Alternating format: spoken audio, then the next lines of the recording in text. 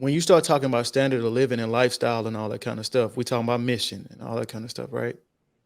We were just talking, the women on the panel were just talking about, if I have a certain lifestyle, if I come together with a man, he has to, add to that, not take away from, right? That's right. So when we look at the percentage of the country that's actually generating a certain amount of income, if we look at that and then we cross that with men on their purpose, if you're looking at, businesses and stuff like that and failure rates and all that kind of stuff, how many men on their purpose actually achieve that purpose and are actually able to contribute to the family in a real way? Let's take the rose-colored glasses off. How many are actually generating the amount of income that we're talking about to take care of a family, purpose aside?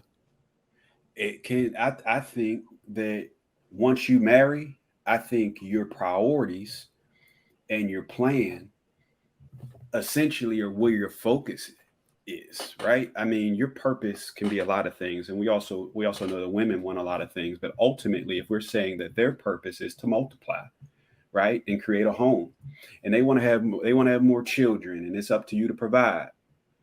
As you mentioned, Ken, if what you're doing isn't bringing home enough resources, then you're not going to have stability, and you're going to have to suffer, right? The women on the panel said that they aren't. Well, a lot of them said that they aren't willing to sacrifice their quality of life. So you have a problem. You'll be able to provide them with more children. And you can bring home what you're able to bring home. And you can also try to walk in your purpose, whatever that is outside of the home, right? But if in fact you can't make that comfortable financially, you still have a problem. You still have a marriage that has issue. And we know finances can tear a marriage right apart. So more reason for divorces. More reason for divorce. But that's why I say it sounds really nice. It sounds nice, right? It sounds really good. So ultimately, you got to be able to bring that entire package. You got to be able to continue to grow your resources at the same rate that you are growing your family, so that the wife and children are comfortable. I agree. Or else you're going to be inadequate in some way. I agree.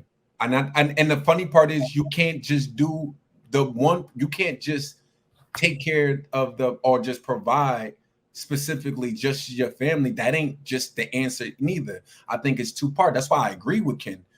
No, finance is, you have to take care of your family. Got to be a provider. Like no matter what our mission is, as we're taught, you have to provide for your family, bro. All right. And providing a man, and we have to get out, a man isn't just providing, or ladies, stop looking at it as just to only provide money. That's also the mind-boggling thing too, because it's a lot of rich people that got money, or upper class people that got money, and they getting hella divorces, and finance is not even a problem. Let's just make that perfectly clear here. So and the divorce rate ain't just in impoverished communities. It's all across the board. So money obviously isn't everything, even though it might start off even though you have to provide financially. But I do agree with the being there, providing emotional support, providing security. Some women just with men that they don't even feel safe with. And just to add to your point, now finances are not even a number one reason for divorce anymore. Oh, what is so it? We could take that out of the table. It's still a big issue. It's not saying that it's not a big issue, but it's no longer the number one issue, is what I'm saying.